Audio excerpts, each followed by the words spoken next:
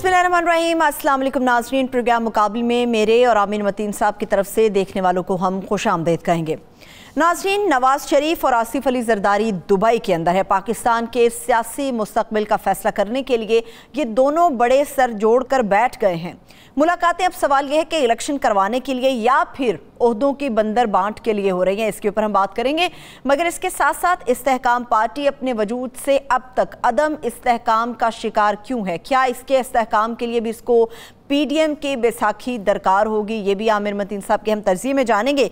और इसके साथ साथ पूरे पाकिस्तान के अंदर मौसम तो एक है, मगर उसके बावजूद कहीं पर हम देख रहे हैं कि हीट वेव है, कहीं पर सैलाबी सूरत हाल है। मौसमियाती तब्दीलियों के हवाले से भी आज के प्रोग्राम मुकाबले में बात होगी। और इसके साथ साथ इस ईद पर खरीदार हो या व्यापारी, दोनों ही महंगाई से तंग हैं। रात गए तक सजी रहने वाली मंडियां बेरौनक क्यों हैं? इसके ऊपर हम बात करने जा रहे हैं। आमिर मतीन साहब, आपसे मैं यहाँ से शुरू करूंगी कि पाकिस्तान के अंदर जितनी संगीन सूरत हाल आज है, यकीनी तौर पे इससे पहले कभी नहीं थी। अलमिया ये कि माली मसाइल हमारे बहुत ज़्यादा हैं। गवर्नमेंट हो या इदारे, उनके दरमियान हमें एक टेंशन बहुत ज़्यादा नज़र आती है। अदलिया के अंदर हमें तकसीम नज़र आती है। फ़िक्र की बात यह है कि कोई भी एक ऐसा इदारा नहीं बचा जो सालसी का किरदार अदा कर सके। तो ऐसे में पाकिस्तान को कौन चलाएगा? वो लोग चलाएंगे जो कभी लंदन या फिर दुबई में सर जोड़ कर बैठ जाते हैं? ये लोग चलाएंगे पाकिस्तान को? फिलहाल तो यही लगता है कि वही चला रहे हैं, वो चला भी रहे हैं और चलाएंगे भी। पर ये आपका अच्छा इब्तिदाइया था।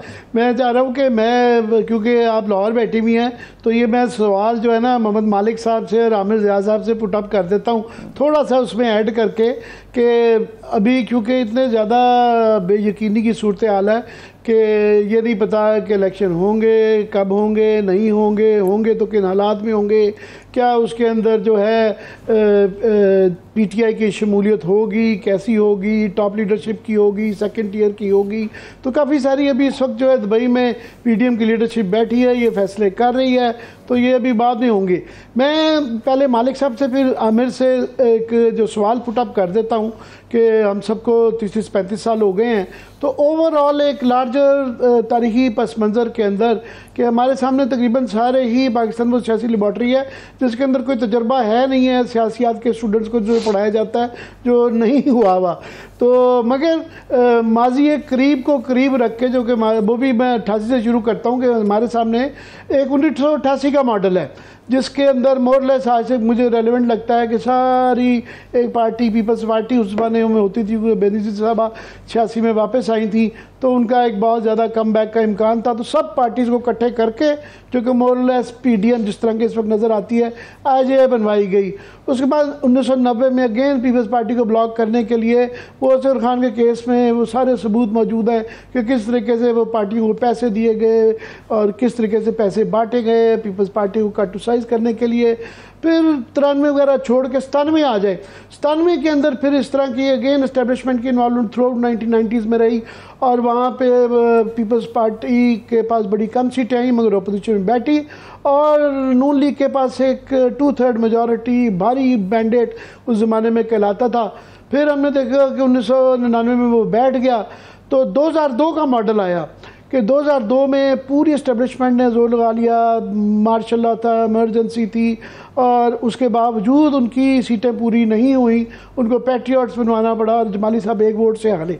उसके बाद ये बाकी छोड़ दें, सीधा 2018 पे आते हैं जिसके मतलब भी यही रहा कि वो उनको कहा गया कि ये सिलेक्टेड गवर्नमेंट है और उसके बाद वो है। तो मेरा मालिक साहब से स्टार्ट करते हुए कि मालिक साहब ये सारे जो मॉडल्स मैंने जिनका जिक्र किया हुआ आपने, हमने और आमिर ने इकट्ठे बैठ के ये कवर किए हुए, एक एक इलेक्शन वो डिसोल्यूशन गवर्नमेंट्स किए हैं, हम उन टेबलों के नीचे बैठे रहे हैं जहाँ ये सदर हजरात उस ज़माने में डिज़ोल्व करते थे। इनमें से कोई मॉडल आपको रीप्ले होता हुआ नज़र आ रहा है? यह एक यूनिक सूरत हाल है। मालिक साहब स्टार्टिंग फ्रॉम यू। सरवत ने सिंपल सा सवाल पूछा था कि मुल्क कौन चला रहा है, उसका 3 लफ्ज़ों का जवाब है। इतनी लंबी आपने तारीख बता दी, अल्लाह है ना, अल्लाह चला रहा है। बिकॉज फाइनेंस मिनिस्टर साहब ने खुद कहा कि ये अल्लाह के नाम पे मुल्क बना है, तो आप बेफिक्र रहें, अल्लाह चला रहा है। और वाकई अल्लाह ही चला रहा है। बिकॉज ये जो लोग बैठे हुए इनसे तो पता नहीं क्या चला रहे हैं, ये सब अपने काम चला रहे हैं। अभी ये लेटेस्ट इकॉनमी से शुरू कर लें अभी पिछले दिनों एक ऐसा ड्रामा क्रिएट किया गया, वो जी फैसिलिटेशन काउंसिल बन गई है, वो जी 10-20 बिलियन की इन्वेस्टमेंट्स आ रही हैं और आप देखेंगे 10 साल में 100 बिलियन डॉलर्स की इकॉनमी बन जाएगी एंड दिस एंड दैट। और असल में सारा हमने IMF को कन्विंस कर दिया था, लेकिन जियो पोलिटिकल इशूज़ हैं और IMF को अमेरिका की गेम खेल रही है। 4 दिनों में क्या जियो पॉलिटिक्स बदल गई कि सडनली IMF के साथ आपने बातें कर ली, आपने 225 अरब के नए टैक्स लगा दिए। IMF आपके साथ टेक्निकल एतराज़ करता था, आप उनको पॉलिटिकल जवाब दे रहे थे और उनका भागें यार, हमारे पास आपके लिए टाइम नहीं है। वो IMF कोई आम रिपोर्टर तो नहीं ना कि उसको थप्पड़ मार देंगे फाइनेंस मिनिस्टर साहब। तो वो एक अजीब किस्म का हर चीज़ में दे आर लाइज, झूठ बोले जा रहे हैं, सिर्फ डंग टपाव काम किया जा रहा है। ये बजट की जो चीज़ें आ रही हैं कि बस ताकि अगस्त में जब हम जाएं तो हम ये कह सकें देखें हमने डिफ़ॉल्ट नहीं किया, हमने देखें हमने IMF भी कर लिया और ये हमारी सक्सेस स्टोरीज़ हैं।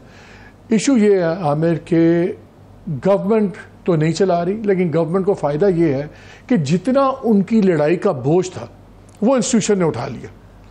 जो इमरान को वो नहीं गिरा सके, वो इंस्टीट्यूशन की लड़ाई में इमरान ने अपने आप को गिरा लिया। PTI चेयरमैन रादर तो PTI चेयरमैन ने अपने आप को जो भी नुकसानात हैं, तो उनकी लड़ाई का तो बोझ ऊपर से हट गया है। अब वो प्योरली जिस तरह आप देखें दुबई में जो पार्लेस चल रहे हैं, अभी चलेंगे काफ़ी दिन, क्या हो गया है कि ये उनका यकीन हो गया भाई रूलिंग डिस्पेंसेशन को कि यार वो स्टेज ख़त्म हो गई है, दैट मसला is done and dusted, it has been taken care of, हम अपना देखेंगे हमने आगे क्या चलना है। सो बड़े इवेंट्स बड़ी तेज़ी से मूव कर रहे हैं। पाकिस्तान की मईशत के लिए क्या है, बड़े ही ख़तरनाक हैं। आपके एक्सटर्नल फाइनेंसिंग का अभी हमें नहीं पता, वो गैप्स अपनी जगह हैं, 9th रिव्यू हो भी जाएगा तो भाई आगे क्या होगा। जितना आपने ये शो करा है कि हमने इतने 9.2 की आपने फिगर दे दिया कि हमने रेवेन्यूज़ करने हैं, सीरियस फाइनेंशियल मामला आ रहे हैं। अब जितनी मर्जी हवा बना दें कि जी UAE आ रहा है, सऊदी अरेबिया आ रहा है, अगर इन्वेस्टमेंट्स आती भी हैं वो बड़ी लिमिटेड इन्वेस्टमेंट्स हैं जो अपफ्रंट आपको कुछ पेमेंट्स होनी है। मेरी बात हो रही थी एक दिन पहले कुछ गवर्नमेंट के लोगों से ऑफ द रिकॉर्ड, मैंने पूछा मैं क्या कैसे होगा पैसों को। नहीं आप देखें ना, मसलन सऊदीज़ जो हैं वो इंटरेस्टेड हैं एग्रीकल्चर में, तो जो ज़मीनों का होगा उसकी एडवांस पेमेंट आ जाएगी। मैं क्या कितनी आ जाएगी, बिलियन डॉलर्स तो नहीं आएगी, चले जी 50 मिलियन आ जाएगी, 100 मिलियन आ गया, 200 आ गया, 12 बिलियन डॉलर की जी रिफाइनरी लगनी है। और भाई 12 बिलियन डॉलर आपको उन्होंने पकड़ा नहीं देने आके, it's a drawn out process, 3 years 4 years। तो यहाँ पे सबसे बड़ी बात है कोई किसी से सच नहीं बोल रहा और हमारे मसाइल वही हैं। यहाँ पे तो इसी बात पे फटा पड़ा गया डॉलर कितने का, रियल वैल्यू डॉलर की क्या है, ये 249 कहते हैं, इंडिपेंडेंट इकोनॉमिस्ट 322 कहते हैं, मार्केट में 306 का है। अब आप फैसला कर लें कितने में होगा, आने वाले दिनों में क्या होगा। परसों 3-4 दिन पहले अनाउंस हो गया कि जी हमने इंपोर्ट खोल दिए।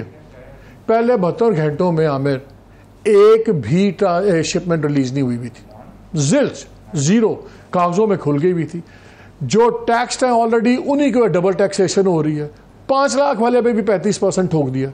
मतलब कि ये क्या मजाक चल रहा है, पूरे मुल्क में 14,000 लोग टैक्स दे रहे हैं, सारा बोझ उठा रहे हैं, कौन सी चीज़ की है। अच्छा हेडलाइन चलवा दी, मैं ये सब इसलिए कह रहा हूँ कि हमें ये समझ आ जाए कि हमारे से हर कोई झूठ कैसे बोलता है। हेडलाइन चलवा दी 85 अरब की बचत करेगी गवर्नमेंट। मैंने भी सुना, मैं भी परेशान, बड़ी गल है। जब आप एक्सपेंडिचर में देखते हैं तो 0.6%, यार 1% भी आपसे कम नहीं हुआ अपने एक्सपेंसेस में। हमें सुना दिया 25 अरब, ठीक है ना, लेकिन इसी साल में 23 अरब सिर्फ आपने PIA में और डबो देना इंटरेस्ट पेमेंट्स में, 650 अरब आपने PIA में डबो दिया। 9,000 से 12,000 के लोग हैं, उनके 9-12,000 ख़ानदानों के वोट लेने के लिए आप 25 करोड़ लोगों को आपने 650 बिलियन टोक दिया। टैक्सेस आप बढ़ाई जाते हैं क्योंकि आप खुद टैक्स नहीं देते, आपके बच्चे टैक्स नहीं देते। मुझे बताते हैं इनमें से 35%, मैं टेलीविज़न पे कह रहा हूँ, मुझे एक मिनिस्टर दिखा दे जो अपनी मिनिस्टर वाली तनख्वाह छोड़ दें, इसके अलावा अपनी इनकम में ये या इनके किसी बच्चे ने या फाइनेंस मिनिस्टर साहब हों चाहे प्राइम मिनिस्टर कोई हो, इनमें से कोई एक दिखा दे कि बच्चे मेरे ने 35% टैक्स कटवाया अपनी इनकम का, तो मैं पब्लिकली चैनल पे बैठ के उनको फर्शी सलाम पेश करूँगा और उनको अंदाता मानूंगा। ये सारे रगड़े आम लोगों के लिए सब कुछ, और ये पावर पॉलिटिक्स हो रही है। दुबई में क्या हो रहा था, पावर पॉलिटिक्स थी ना, और क्या था। सो किस बात को हम छेड़ें, किस बात को हम रोकें। अब अल्लाह बेस्ट चीज़ ये है बड़ी, मैं जितना मेरा ईमान ताज़ा हुआ पाकिस्तान में कहीं नहीं हो सकता। अगर किसी को शक है दुनिया में बड़े से बड़े एथीस को जो ना मानता हो अल्लाह को, उसको पाकिस्तान में ले आए, वो अल्लाह पे ईमान ले आएगा कि ये मुल्क वाकई एक ऐसी हस्ती चला रही है जो अल्लाह ही हो सकती है। अब बंदियां के वास्ते गल नहीं है। हमें मैंने जो है ना ऐसे ही एकेडमिक बना दिया था, मालिक साहब ने बड़ा उसका अच्छे अल्फाज में आसान जवाब दे दिया है कि कोई मॉडल ले लें, कोई गवर्नमेंट ले आए, जो मुल्क के हालात हैं वो बदलते नज़र नहीं आ रहे क्योंकि रवैयों में तब्दीली नहीं है। मैं एक चीज़ ऐड करना चाहता हूं, प्लीज़ एक चीज़ ऐड प्लीज़। वो कहते हैं ना कि स्ट्रक्चरल रिफॉर्म्स, आमिर इकॉनमी पे काम करते रहे सारी ज़िंदगी, सीरियस स्ट्रक्चरल रिफॉर्म्स करनी पड़ेंगी आपको 2-3 साल। आमिर हर कोई जन्नत में जाना चाहता है लेकिन मरने पे कोई तैयार नहीं है।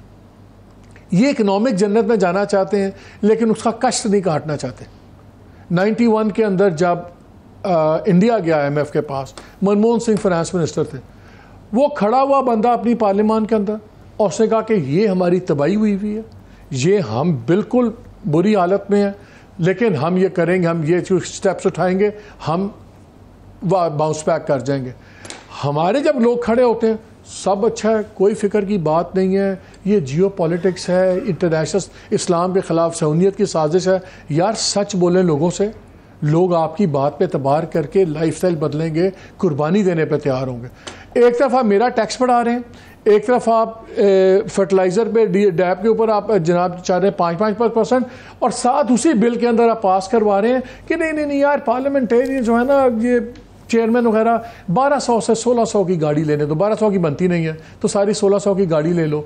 लोगों को कहते हो भूखे मर रहे हो तुम जनाब, ये करो, ये अपने खर्चे कम करो, और उस बिल में साथ क्या पास हो रहा है। अगर आपने ड्राइवर, अब आपको मिल जाएगा, आपने इस्लामाबाद से बाहर सारी सरकारी गाड़ी लेनी है तो आप ड्राइवर ले जाएं साथ। पहले होता था अगर आप इस्लामाबाद से बाहर आपकी गाड़ी ठुक गई है तो आप ठीक करवाएंगे, ख़राब हो गई है, अब वो भी आप ठीक करवाएंगे। यानी ये हम इनकी वेकेशंस, इनकी कन्वीनियंस, इनके ड्राइवर्स हम भुगते हैं। बात अमाउंट की नहीं है, कितना खर्चा होगा अगर सारे इकट्ठे भी ड्राइवर्स ले जाएं, कुछ लाख होगा। बात है कि इनका आम आदमी से डिसकनेक्ट है, इनको परवाह ही नहीं है कि आम आदमी जीता है, मरता है, दुखी है, नहीं है। ये सिर्फ एक तकरीर करते हैं और इनके लाइफ है। प्रायोरिटीज देख लेना कि आप अपने लिए ड्राइवर मांग रहे हैं सरकारी, और लोगों को यार 2 टाइम का खाना नहीं मिल रहा, लोग भूखे मर गए। 1 करोड़ से ज़्यादा लोग आपके चले गए हैं मोर इन अंडर पावर्टी लाइन। 40% लोग आपके सतह गुर्बत से नीचे हैं। और आपका क्राइसिस क्या लॉ मेकर्स का कि यार मैं इस्लामाबाद के बारे में ड्राइवर लूंगा तो उसे तनख्वाह कौन देगा। ये डिस्कनेक्ट है, ये जालिम लोग हो गए हुए हैं, बिकॉज एम्पैथी नहीं है। ये है मसला हमारे मुल्क का। मालिक साहब ने आमिर बड़ा जज्बात, बड़े अच्छे तरीके से इसका मुफस्सिल जवाब दिया है सिचुएशन का, और इनका ये पॉइंट बड़ा ही इंपॉर्टेंट है कि भारत में 1990 में मनमोहन सिंह के ज़माने में ये रिफॉर्म्स हुए, और ये हर बंदा किसी इदारे में दुनिया में चले जाएं वो कहते हैं जी इलाज जो है ना शॉर्ट टर्म में नहीं है, आपको ये इस्लाहात करनी पड़ेंगी। तो उस 1990 का नतीजा उनका 5-10 साल में आया। चाइना ने 1990 में एग्जैक्टली डेंग ज़ियाओपिंग के जो रिफॉर्म्स थे उसका 12-14 साल बाद रिज़ल्ट आना शुरू हुआ। तो आपको लगता है कि हमारे यहाँ जो सूरत हाल है सियासी इस वक्त जो है, जो भी सिनारियो मैंने खींचने की कोशिश की है, जिसके लिए बड़ा ज़रूरी है कि आपके यहाँ इस्तेहकाम हो, सियासी इस्तेहकाम हो, स्ट्रॉन्ग गवर्नमेंट हो, एक कंटिन्यूटी हो, तो ये इस्लाहात मुमकिन है। आपको नज़र आता है कोई सिनारियो कि हमारे यहाँ कोई इस तरह का इस्तेहकाम सियासी मुआशरती जिसकी वजह से इकनॉमिक इस्तेहकाम भी आ सके? आमिर मतीन साहब, जब मैं और आप पहली बार मिले थे तो हम दोनों के बाल स्याह हुआ करते थे, ठीक है ना, और उस ज़माने से भी धमकियां सुन रहे हैं कि जी इस्लाहात करनी है, हमें माशी इस्लाहात करनी है, हमें अपने इदारों की इस्लाहात करनी है, हमें सियासी इस्लाहात, लेकिन किसी धमकी पे हमने अमल होते हुए नहीं देखा। मैं ये सिर्फ हुकूमत का मसला नहीं, हमारी जो हुक्मरान अशराफिया है पूरी की पूरी, कहते हैं डेकेड आफ्टर डेकेड, उनका मुझे लगता है कोई विजन नहीं है और उनका कमिटमेंट नहीं है मुल्क के अवाम के साथ। बात ही पूरी कि अवाम के साथ ये झूठ बोल रहे हैं, सच बोल रहे हैं। बिल्कुल सही बात की मालिक साहब ने कि ये सच नहीं बयान करे, हकायक बयान नहीं करे, लेकिन मुझे खतरा ये लगता है कि अपने आप से भी सच नहीं बोल रहे। ये मतलब है बाज़ औक़ात आप अपने एको चैम्बर में इतना ज़्यादा रहते हैं कि जनाब हम पता नहीं ये तीरों तुफंग कर देंगे। और मतलब है कि अगर आप सोचें ना, हमारी बदकिस्मती देखें कि हम लोग जो है, हमारी सियासत भी और हमारी मईशत भी ओल्ड बॉयज क्लब में फंस गई है कि जो लोग 90 की दिहाई में को चला रहे थे वो आज सदी की तीसरी दिहाई में भी चला रहे हैं। बड़ा दुनिया भर में जो है कि एक फ्रेश लीडरशिप आती है, एक पूरा चेंज चल रही होती है, पॉलिटिकल पार्टीज जो है अपने आप के अंदर मतलब तब्दीलियां लेकर आ रही होती है। लेकिन हमारे यहाँ जो है इतना स्टाइफलिंग ग्रिप है, इतना कहते हैं ना कि जान लेने वाली ग्रिप है हमारे यहाँ जो मौरूसी सियासतदान है उनकी, कि वो आपको कोई नया पौधा कहते हैं खिलने ही नहीं दे रहे, वो कोई उभरने ही नहीं दे रहे जमीन से। तो बिल्कुल आपने सही कहा कि हमारे यहाँ जो एक कहते हैं ना, वो जो एक अभी टर्म आजकल बहुत वो हो गई है, बज़वर्ड बना है कि जी पॉली क्राइसिस, कि one crisis is feeding the other crisis. तो हमारे यहाँ पॉलिटिकल क्राइसिस फीड करे इकोनॉमिक क्राइसिस को और इकोनॉमिक क्राइसिस फीड करे पॉलिटिकल क्राइसिस। सवाल ये पैदा होता है कि पहले क्या, लेकिन मुझे तो कोई एक कदम लेते हुए नजर नहीं आ रहे कि जनाब ये सियासी इस्तेहकाम के लिए कोई मतलब संजीदा कोशिशें हो रही हों, इस बात की कोशिशें हो रही हों कि जी आपने कंट्रडिक्शंस को, तज़ादात को हल करना है, ना ही आपको मईशत की बुनियाद पे नजर आ रहा है। इसाक डार साहब, ये मतलब है माशाल्लाह सबसे तजर्बेकार हमारे वो हैं वजीर खजाना, इनके बारे में आप कराची के बिजनेसमैन से बात करें, एनालिस्ट से बात करें, यकीनन ये बात लाहौर के और पिंडी के लोग भी कहेंगे, इस्लामाबाद के भी, कि ये जो है एंटी रिफॉर्म वजीर खजाना है। इनकी जो टैक्टिक्स वो होती हैं मुल्क को चलाने की, मतलब आर्म ट्विस्टिंग होती है। ठीक है, ये बिजनेसमैन को जरा डरा धमका लेते हैं, इमेजिनेटिव किस्म की जो है ये नंबरिंग कर लेते हैं, जिसको बाज़ लोग फजिंग कहते हैं। चले मैं कंसेशन दे रहा हूँ कि इमेजिनेटिव तरीके से ये जो है 0.29% को दिखा दी इन्होंने। तो वो सब चीजें हो रही हैं, लेकिन रिफॉर्म का एजेंडा कहाँ है? मतलब है आपको एनर्जी सेक्टर रिफॉर्म सबसे हम सुन रहे हैं, बात होगी, पीटीआई भी कह रही थी, उससे पहले भी कहा जा रहा था, इस हुकूमत को भी माशाल्लाह 14 महीने हो गए, लेकिन एनर्जी सेक्टर रिफॉर्म जो हमारा सबसे बड़ा मसला है उस पर एक कदम नहीं लिया गया। हमारे यहाँ नुकसान में चलने वाले इदारे, जिसका भी इशारा भी दिया गया था, पीआईए हो गई, रेलवेज हो गई, स्टील मिल हो गई, हम बिलियंस ऑफ रुपीज जो है उन पर सर्व कर रहे हैं, और लेकिन हम उसको रिफॉर्म करने के लिए तैयार नहीं। अच्छा, उसी तरह टैक्स बेस, आप बिल्कुल सही कहा कि जी उन्हीं लोगों को आप क्या करें, आप सैलरी क्लास का गला घोट रहे हैं, दूसरा बड़ी कॉर्पोरेट का गला घोट रहे हैं, और उसमें आप मैसेज ये दे रहे हैं कि जनाब या तो आप अंडर द रेडार रहें, मतलब है कि एफबीआर के रेडार पे मत आए, टैक्स ना दें, या छोटी कंपनियां बनाएं और बड़े बनने की कोशिश ना करें इस मुल्क के अंदर। क्योंकि अगर आप बड़े बनेंगे तो दुनिया में, तो हमारे रीजन में जो मतलब कॉर्पोरेट टैक्स है वो एवरेज 25% है। हमारे यहाँ माशाल्लाह 39% हो गया, 10% जो उन्होंने सुपर टैक्स लगाने की बात की है ना। तो यहाँ पर कैसे कोई बिजनेस जो है वो पनप सकता है? आप एग्रीकल्चर पे टैक्स नहीं लगाते, आप ये नहीं करते कि जी उसको सीबीआर के हवाले कर दे कि जनाब एक सेंट्रलाइज टैक्स कलेक्शन हो एग्रीकल्चर का, क्योंकि एग्रीकल्चर पे टैक्स तो इनकम पे होता है ना, जो तस्वुर है। आमिर मुझे एक बात बताएं, सबसे बड़ा मजाक क्या है? अभी इन्होंने कहा, बड़ा फैन फेयर था। अच्छा, ये एक नई इकोनॉमिक पॉलिसी पाकिस्तान की ये बन गई है कि हर गवर्नमेंट कहती है कि अपने बड़े इकोनॉमिक प्रोग्राम में आर्मी चीफ, वक्त के आर्मी चीफ को डाल दो, उसकी क्रेडिबिलिटी आ जाएगी। जब खान साहब की गवर्नमेंट थी तो उन्होंने नेशनल वो डेवलपमेंट काउंसिल बना ली, इकोनॉमिक डेवलपमेंट काउंसिल, उसके अंदर जनरल बाजवा को डाल लिया। इन्होंने फैसिलिटेशन काउंसिल बना ली, उसमें आर्मी चीफ को डाल लिया। बयान और उसका रैशनल क्या था कि देखें बहुत ज़्यादा रेड टेप है, ब्यूरोक्रेसी काम नहीं करती, तो वन विंडो में करके सारा। अच्छा, ब्यूरोक्रेसी प्रॉब्लम थी, उसमें सारे ब्यूरोक्रेट्स डाल लिए, वही ब्यूरोक्रेट्स। सिर्फ ये फर्क पड़ेगा कि जो पहले 15 मिनिस्ट्रियों में बैठ के गन डालते थे, अब वो इकट्ठे बैठ के एक ही कमरे में बैठ के वही गन डालेंगे, कुछ दे वो पार्ट ऑफ द प्रॉब्लम।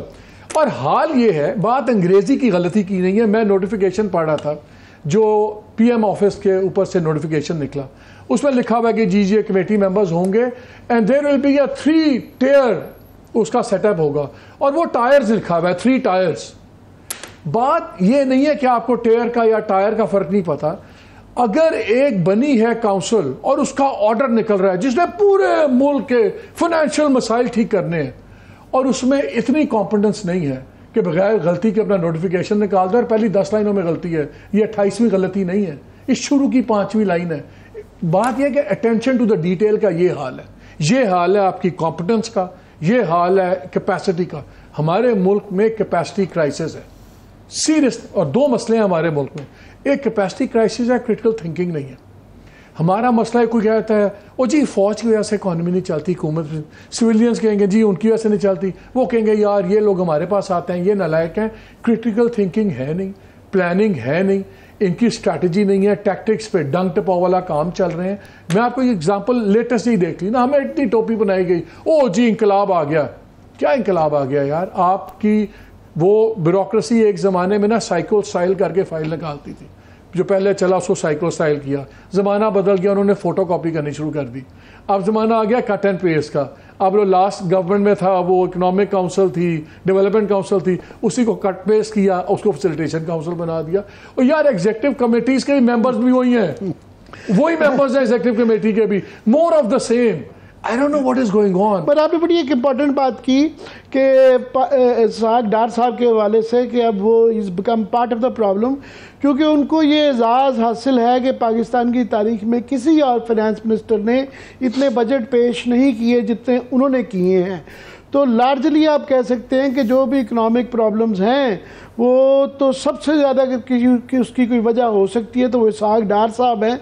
तो वो रिफॉर्म्स की क्या बात करनी है हमने, उनका is become part of the problem. हमने ये बड़ी मैक्रो बात कर ली, मैं चाह रहा हूँ थोड़ा सा माइक्रो में भी आ जाएं, क्योंकि वो भी बड़ी ज़रूरी बात करनी चाहिए। लार्जर पिक्चर भी ठीक है, मगर ये छोटा कैनवस भी मालिक साहब के पास इंपॉर्टेंट होता है। आमिर साहब, कतई कलामी के माफ़ी, मुझे अभी ब्रेक की तरफ बढ़ना होगा। जब ब्रेक से वापस आएंगे तो आमिर साहब ने जहाँ से अपना ये सवाल छोड़ा वहीं से लेकर गुफ्तगू को आगे बढ़ेंगे। हमारे साथ रहिए।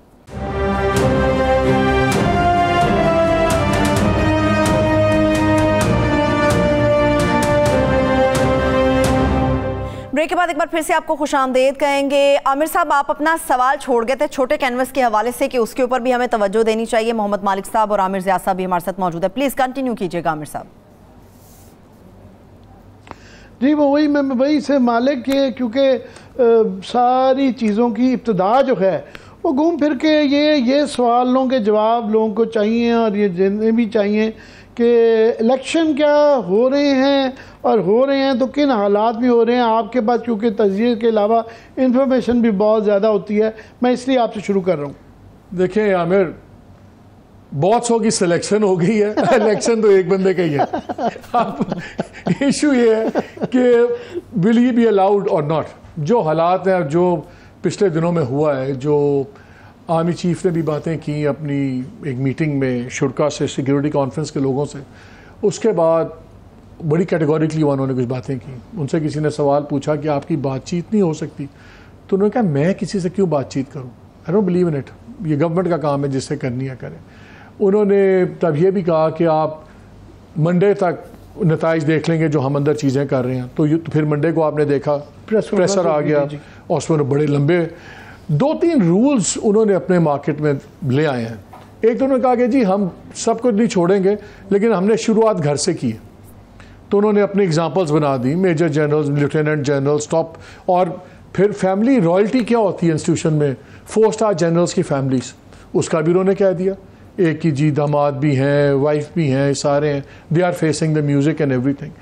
मिलिट्री कोर्ट्स के ऊपर बड़ा स्ट्रॉन्ग रिएक्शन आया, और जो प्रेशर था मेरे ख्याल में वो क्लियर मैसेजिंग थी, वो सब कुछ है कि भैया होंगे।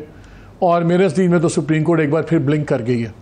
पहले 14 मई के बाद ब्लिंक की थी, फिर ब्लिंकिंग आदत पड़ जाती है, अगर आप एक बार शुरू हो जाए तो वो फिर ब्लिंक कर गई है। अब आई थिंक वहाँ पे तो पैरेलल इतनी दोनों आगे इतने चले गए हुए हैं, पीटीआई चेयरमैन भी और इंस्टीट्यूशन भी, कि इनका मीटिंग पॉइंट कोई नहीं रहा। माई फीलिंग इज़, आपने इलेक्शंस की बात की है कि इस वक्त बड़ी स्ट्रॉन्ग डिज़ायर है कि इलेक्शंस हो जाएं ताकि थिंग्स कैन मूव ऑन। लेकिन मेरा ख्याल है अभी भी ये इलेक्शंस का बहुत गहरा ताल्लुक है पीटीआई चेयरमैन की कन्विक्शन से। अगर तो वो कन्विक्ट हो गए तब तक तो फिर मुझे इलेक्शन होते नज़र आते हैं, अगर वो कन्विक्ट ना हुए फिर ये मुझे डिले नज़र आता है। और जो जितना क्लैश इस वक्त और इंसिस्टेंस है कि आर्मी एक्ट के नीचे मुकदमात चलें तमाम लोगों के, बिकॉज हमने, आपको याद है कि आपके प्रोग्राम पहले मैं बात कर रहा था, मैं अपनी भी रिसर्च करवाई थी, तो उसमें एवरेज निकला था कि जो ट्रायल पीरियड है आर्मी कोर्ट्स का, मिलिट्री कोर्ट्स का, वो 27 से 31 दिन एवरेज निकलती है मुकदमा चलने की। तो अगर ये बड़े फैसले होने हैं अक्टूबर नवंबर से पहले, बिकॉज ये अगर 1-2 दिन पहले भी छोड़ देते हैं गवर्नमेंट तो नवंबर में इलेक्शन चले जाएंगे, तो वो फास्ट ट्रैक तो मिलिट्री कोर्ट्स भी होना है जो होना है।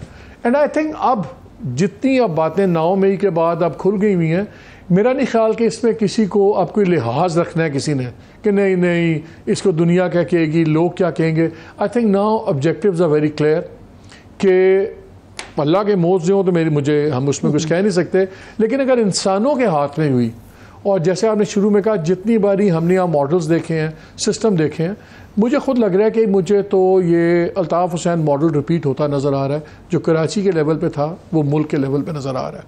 एंड आई थिंक कि अभी तो ये फ़ैसला होना है, ये मेरे नज़दीक तो फ़ैसला हो गया कि ये तो नहीं लड़ पाएंगे और इनको ना ही किसी कीमत पे आने दिया जाएगा। अब देखना ये है कि क्या इनकी पार्टी के लोगों को भी इलेक्शन लड़ने दिया जाएगा कि नहीं, कि ठीक है आपने नॉमिनेशन पेपर तो डाल दिया, लेकिन उसके बाद कितना फ्रीडम होगा, क्या नहीं होगा। हम एक बड़ी सीरियसली कंट्रोल डेमोक्रेसी की तरफ जा रहे हैं और इस वक्त जो मुल्क में मुझे नज़र आता है वो एक ऑर्गेनाइज केओस भी है और उसका तमाम, मैं कहता हूँ इन्होंने 9th मई ने बहुत ज़्यादा एक जस्टिफिकेशन क्रिएट कर दिया एक्सट्रीम सॉल्यूशंस की। जब आप एक एक्सट्रीम सिचुएशन बनाएंगे तो फिर सॉल्यूशन भी एक्सट्रीम होगा। हम याद है हम आपस में बातें करते थे, हम सोच नहीं सकते थे कि जो 9 मई को हुआ कि ये होगा इस मुल्क में। फिर जितना स्ट्रॉन्ग रिएक्शन आया वो भी हम नहीं सोच सकते थे, वो भी बड़ा स्ट्रॉन्ग आया। So I think now the die is cast. जहाँ तक ये ताल्लुक है कि क्या PTI चेयरमैन को फाल हो के आने दिया जाएगा पावर में, तो इम्पॉसिबल बात लगती है। अब इशू रह गया कि पार्टी का क्या होगा, किस हद तक जाएगा। बट आई थिंक इलेक्शंस मेरे नज़दीक उसमें क्रिटिकल एलिमेंट है कि ये कन्विक्शन है। और जो दुबई में बैठना सबका, वो तो आपको ये शो करता है कि जहाँ तक PDM का ताल्लुक है, ये लोग तो कन्विंस हैं कि जी वो मसला तो अब सेटल्ड है। अब आगे की देखें आपस की बांट कैसे होगी, कौन PM बनेगा, कौन क्या होगा, क्या स्ट्रक्चर होगा, वो तो पहले फेज़ 2 में चले गए में। बट सियासत में बड़ा कुछ फ्लूइड होता है। बट आई थिंक मेरे नज़दीक आज भी elections are linked to conviction.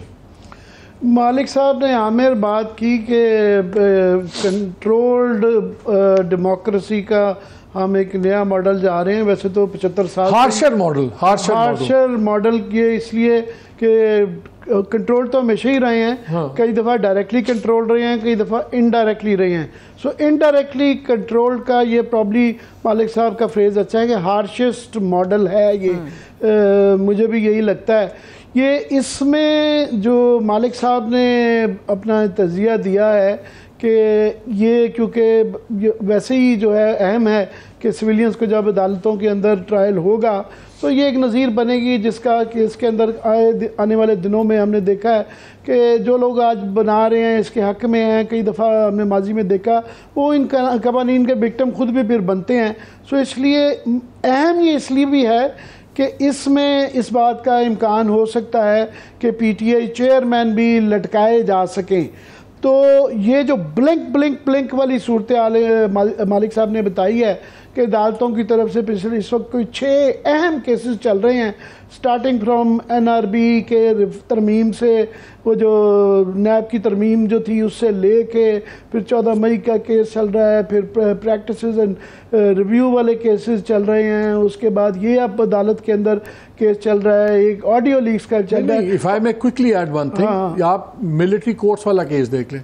9 member bench शुरू हुआ, 7 मेंबर बना, 6 मेंबर बना। या अफरीदी साहब ने ट्यूसडे को जो उनका नोट आया, वो अब मेरा नहीं ख्याल कि उस नोट के बाद वो बैठ सकते हैं। उन्होंने अगरचे कहा है कि जी मैं राय नहीं दे रहा, लेकिन उन्होंने कहा है कि it is very critically important कि रिकन्सिडर करें चीफ जस्टिस, फुल कोर्ट का बेंच बनाएं, क्योंकि यूनिटी आनी चाहिए, क्रेडिबिलिटी आनी चाहिए। मतलब कि जो लब्बे लुबाब ये है कि भैया अगर आप चाहते हैं कि इसका फैसला कोई कबूल करे तो फिर आप फुल कोर्ट बेंच बनाएं। अब छुट्टियों के बाद देखते हैं क्या होगा क्या नहीं होगा। सो ये बेंच मुझे एक बार फिर टूटता हुआ नजर आ रहा है। आमिर, ये जो एक रिपीट ऑफ 14 मई के केस में भी हुआ ना, 9 से 7, 7 से 5 के बाद ये 3-4 की लड़ाई चलती रही है, उसी राह पे जाता हुआ नजर आ रहा है। इस सूरत हाल का अदालत का पॉलिटिकल सिचुएशन के ऊपर और इलेक्शन के होने के साथ आपका तजिया मैं चाह रहा हूँ। जो दिलचस्प बात है वो ये कि हम सबके पास सवालात हैं और मतलब है कि सारे काफ़ी हैं, थोड़ा बहुत कराची में भी रह के कुछ हमें भी पता होता है, आप लोगों को ज़्यादा इल्म है, सबके पास सवाल आते हैं। मेरे पास एक और सवाल है कि किसी के पास जवाब भी है या नहीं है। Is there a method to this madness, या खुदा ना खास्ता हम ऐसे ही चले जा रहे हैं? जवाब है, एक हस्ती है जिनके पास जवाब है, लेकिन हम नहीं पूछ सकते भाई। मैं सिर्फ क्विकली ऐड कर दूं कि ये हम नहीं हैं, ये आज ख्वाजा आसिफ साहब की एक बड़ी दर्दमंदाना किस्म की एक ट्वीट है कि एक बच्चा जो है ना वो गली के ऊपर उसका इंटरव्यू है और बहुत ही वाकई इंटरव्यू देख के रोना आ जाता है और उस एंकर से सवाल नहीं हो पाता कि वो किस तरीके से सुबह से लेके शाम तक जो है बच्चा नौकरी करता है और वो किस तरह संजीदा किस्म की बातें कर रहे हैं। खैर साहब जो कि गवर्नमेंट हैं जिनको सलूशन देने चाहिए उन्होंने भी सवाल उठा दिए। तो गवर्नमेंट भी निशानदेही प्रॉब्लम की करती है, जिनको जवाब देना चाहिए वो भी सवाल उठाते हैं, तो हमारा क्या कसूर है? Please carry on.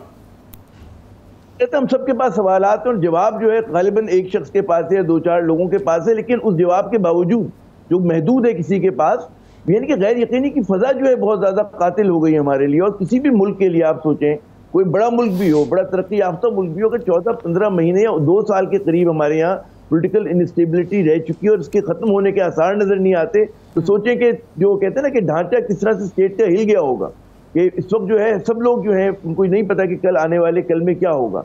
अब जो सिनेरियो बिल्ड किया जा रहा है कि जनाब उसमें एक बड़ी पॉलिटिकल पार्टी को या उसकी लीडरशिप को आप इलेक्शन में हिस्सा नहीं लेने देंगे, किसी भी वजह पे कन्विक्शन हो जाती है, अरेस्ट हो जाते हैं, उनको कैंडिडेट नहीं मिलते, लेकिन उससे हमारा जो कंट्रडिक्शन है रियासत का वो तो रिजॉल्व होने नहीं जा रहा।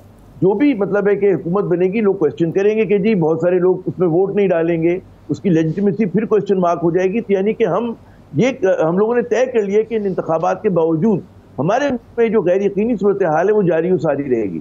ये आप नहीं कह सकते कि जी आप कितने ही मजबूत हो, कितने ही ताकतवर क्यों ना हो, लेकिन आप हर चीज को कंट्रोल नहीं कर सकते।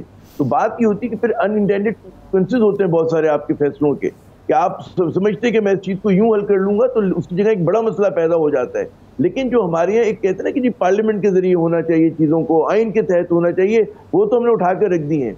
अब हम एक अननोन टेरिटरी के अंदर हैं, अनचार्टेड वाटर्स में हैं, और उसके हवाले से बिल्कुल किसी को नहीं पता कि कल को जाके मतलब अब देखिए ना, अब हम आज भी ये सवाल करें इलेक्शन होगा या नहीं होगा, और इलेक्शन अगर नहीं होगा तो किस कानून के तहत नहीं होगा। लेकिन आमिर हमें एक चीज तो पता लग गई है ना, हमें इतना तो पता लग गया कि क्या नहीं होना, ये हमें नहीं भी पता क्या होना है, लेकिन ये हमें पता लग गया कि क्या नहीं होना। मैंने टेक ओवर किया हुआ क्योंकि सरबत लाहौर में बैठी हुई है और हमारी जो है ना बीच में गैप साउंड का बड़ा आ जाता है। सो मैं क्विकली, मुझे ये इशारे दिए जा रहे हैं कि इसको ब्रेक लेनी है, बट क्विकली। लेकिन आमिर से पूछे, आमिर को तो पता है कि क्या नहीं होना। आमिर बिल्कुल, ये मालिक साहब ने बिल्कुल कहा है कि हम सबको ये पता है कि क्या नहीं होना या नहीं होने दिया जाएगा।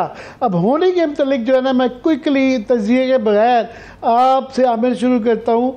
आप ये इलेक्शन फ़र्ज़ करें ये हो जाते हैं, यू पीपल्स पार्टी की बहुत ज़्यादा इंक्लिनेशन है कि ये हो जाए, मेरी इतला ये है, तो आप किसको प्राइम मिनिस्टर देखते हैं? क्विकली, नो तजिया, जस्ट प्लेन सिंपल गैस। लोग बड़े जोरों शोर से जरदारी साहब पे बैट कर रहे हैं, बिलावल पे भी नहीं कर रहे। अच्छा, चले नहीं पता ये क्या साराई की सद तक है और कितना मतलब इसमें ख्वाहिशात का जिक्र है, उनकी अपनी इंटेंशन है या नहीं है। लेकिन यहाँ जो बाजार गर्म है, मतलब आपको पता है पीपल्स पार्टी के गढ़ी है ना सिंध और कराची, उनका दारुल हुकूमत है, तो जो हमें इर्द गिर्द बातें सुन रहे हैं और जिस तरह से फाल हुए जरदारी साहब, तो आप उनको कहते हैं ना इग्नोर ना करें। जरदारी साहब कोई भी एक कहते हैं नया खरगोश उनकी हेड से निकल सकता है। जी मालिक, क्विकली जो है ये पता नहीं अच्छी खबर बता रहे हैं या बुरी बता रहे हैं, जरदारी साहब का प्राइम मिनिस्टर, आपका क्या टेक है इस पे? नहीं, मुझे अभी तक तो प्राइम मिनिस्टर की लेवल पे यही कंटिन्यूशन नज़र आ रही है जो इस वक्त है मौजूदा, बिकॉज इस्टेब्लिशमेंट बड़ी कंफर्टेबल है इनके साथ। लेकिन हैविंग सेड दैट, देखना ये होगा कि क्या ये और डार साहब का कॉम्बो चलता कब तक है, बिकॉज ये उनसे एक कॉन्फ्लिक्ट है, इंटरनल कॉन्फ्लिक्ट जो मानते नहीं हैं दोनों, लेकिन ये कॉन्फ्लिक्ट है। और आगे अगर आपने 5 साल की गवर्नमेंट करनी है विद सीरियस इकनॉमिक रिफॉर्म्स, तो फिर इन दोनों का इकट्ठे चलना, दोनों में से एक को जाना होगा। तो वो एक सवाल है। लेकिन एक इंटरेस्टिंग ख़बर मैं आपसे शेयर कर सकता हूँ कि, और शायद मेरी इत्तला के मुताबिक थोड़े से परेशान भी हैं chief minister Sindh. Chief minister Sindh को इंडिकेट किया गया है कि आप ज़रा इलेक्शन, नेशनल असम्बली के इलेक्शन की तैयारी भी रखें, हो सकता है आपको सेंटर में फ़ाइनेंस की जिम्मेदारियाँ मिलें। तो वो तो बेचारे परेशान हुए हैं, क्योंकि ज़ाहिर है सीएम तो बादशाह होता है ना अपने इसमें हमारा बहुत बड़ा मफरूज़ा 3 सहाफ़ी बैठे हुए हैं, 35 साल हम अपने आप ने उसको सीनियर कह सकते हैं, वरना तो आजकल हर कोई सीनियर है। मगर एक बहुत बड़ा मफरूज़ा हम इसके पे आगे बात कर रहे हैं कि हमने पीटीआई को आउट कर दिया है, डाउन भी नहीं किया, आउट कर दिया है। हमने नहीं किया भाई, मगर जो हालात हम तो ये कह रहे हैं कि हम तो तज़िया कर सकते हैं कि हालात क्या बता रहे हैं। ज़्यादा जो अहम बात ये हुई है कि ज़्यादा इम्पोर्टेंट ये है कि फाइनेंस मिनिस्टर कौन होगा, और मेरा ख्याल है कि इसमें हमें एक चीज चीफ मिनिस्टर पंजाब जवाब में शामिल कर लीजिएगा कि चीफ मिनिस्टर पंजाब, अगर नून लीग एक्सेप्ट कर लेती है जरदारी साहब को या पीपल्स पार्टी की सेंटर में गवर्नमेंट को, तो वहाँ पे पंजाब वो चाहेंगे हमारे पास होगा, तो वहाँ फिर हमजा होगा, मरियम होगी, कौन होगा? मालिक साहब प्लीज़ प्लीज़। मैं पहली बात तो है कि ये हमें क्लियर करना चाहिए ताकि ऑडियंस कंफ्यूज ना हो। बात इस वक्त हो रही है कि प्रोसेस के अंदर क्या वज़न होगा, क्या पोजीशन होगी पीटीआई की। पीटीआई इरेलीवेंट नहीं है, ना पीटीआई को इरेलीवेंट इस तरह किया जा सकता है, उसका एक अपना वोट बैंक है, सब कुछ है। हम तो भी देख रहे हैं कि आने वाले दिनों में जो जिस तरह ताश के पत्ते लग रहे हैं, उसमें क्या आपके हाथ में कार्ड्स का बनेगी गेम के नहीं बनेगी, वो बनती नज़र नहीं आती। मेरा ख्याल है पंजाब के अंदर अगर कुछ भी अरेंजमेंट होती है, चाहे इनके पास भी अरेंजमेंट रहे, सीएम का ओहदा पीएमएलएन के पास ही रहेगा। ये सिर्फ कॉम्प्रोमाइज़ हो सकते कि क्या शरीफ फैमिली के मेंबर से बाहर से वो बना दें या बना दें, लेकिन मेरा ख्याल है किसी भी कीमत पे पीएमएलएन सीएम का ओहदा नहीं छोड़ेगी। वो उनकी होम बेस है, उनका गेम ही वहीं पे है। पंजाब का सीएम नहीं छोड़ेगा। मैक्सिमम ये कॉम्प्रोमाइज़ हो सकता है कि हाउस ऑफ शरीफ के बाहर का बंदा लगा दें, उनके पास ही बुजदार बने हैं, ऐसी बात नहीं है। चलिए ब्रेक की तरफ चलते हैं। बहुत शुक्रिया मोहम्मद मालिक साहब हमारे साथ मौजूद थे, आपके वक्त के लिए शुक्रिया। आमिर ज़िया साहब आपका भी बेहद शुक्रिया। एक छोटी सी ब्रेक से वापस आएंगे। एक तो हम डिस्कस करने जा रहे हैं कि किस तरह से मौसमियाती तब्दीलियाँ पाकिस्तान को शदीद मुतासिर कर रही हैं, मगर इसके साथ साथ चंद ही घंटे बाकी रह गए ईद कुर्बान में, मगर जो मंडियाँ रात गए तक सजी रहती थी वो अब बेरौनक क्यों नजर आ रही हैं। ब्रेक से वापस तक बात करेंगे, हमारे साथ रहिए।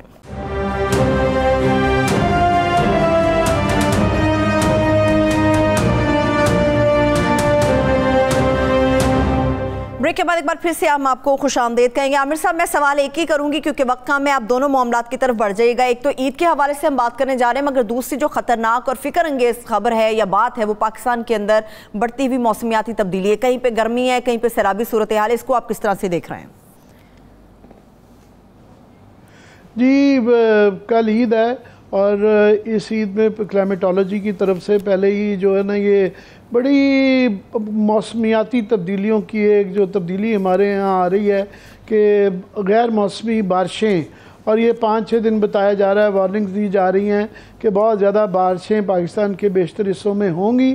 पहले ही ये 2-3 दिन की बारिशों में पूरा ये लाहौर देख रहे हैं तस्वीरों में, ये डूब गया है और नॉर्दर्न एरियाज़ में कई जगहों से बहुत ज़्यादा तकलीफ़ें, 18, 20, 30 लोग मर गए हैं। कुछ जो है सैलाब में, कुछ बारिशों में, कुछ आसमानी बिजली के ज़रिए, तो इस पे बहुत ज़्यादा एहतियात करने की ज़रूरत है।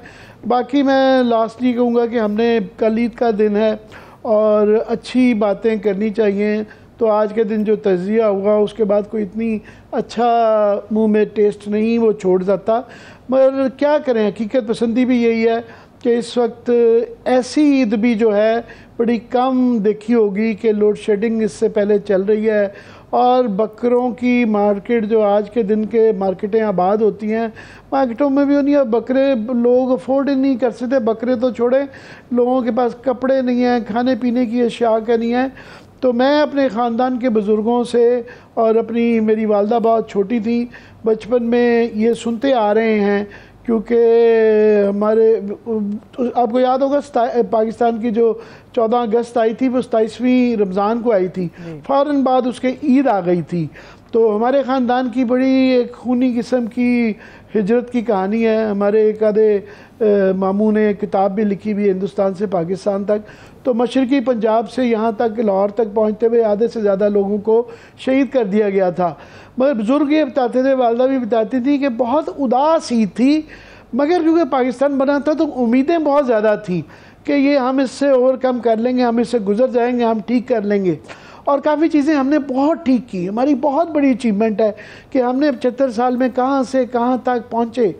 मगर ये जो उम्मीद का आज के इस प्रोग्राम से भी आपको तासर मिला हो, टूटना जो है ये इंसानी नफ्सियात के लिए, मुआशरों के लिए, पाकिस्तान के लिए, आपके लिए, मेरे लिए, किसी के लिए भी बहुत बुरी, नफ्सियाती तौर पे भी और हर लिहाज से एक बुरी चीज़ है। तो खुदा के लिए बस इस नोट पे हम ख़त्म करना चाहेंगे कि मुश्किलात आती जाती रहती हैं। ये वर्ल्ड वॉर की भी यही लेसन था कि बरतानिया वालों ने, उन्होंने अपनी उम्मीद रखी, वो लड़ते रहे। मुश्किल हालात, दुनिया की सबसे बड़ी क्राइसिस उस दौर में देखा गया, करोड़ों लोग मारे गए, उम्मीद जागी रहती है। सो हमें खुदा के लिए उम्मीद को ज़िंदा रखें कि बेहतरी आएगी। बस इस पर ही मैं तो ख़त्म करना चाहूँगा। बहुत बहुत ईद मुबारक। बहुत बहुत शुक्रिया, thanks so much Aamir Mateen साहब। आपका देखने वालों से बस यही है, मुश्किलात भी हैं, परेशानी भी और महंगाई भी बहुत ज़्यादा है, मगर उसके बावजूद ये उम्मीद और दुआ है कि सबकी ईद कुर्बान बखैर और आफियत गुजरे। प्रोग्राम मुकाबिल की पूरी टीम की तरफ से तमाम देखने वालों को ईद की पेश की मुबारक हो। मुझे इजाज़त दीजिए, अपना ख्याल रखिए, खुदा हाफिज़।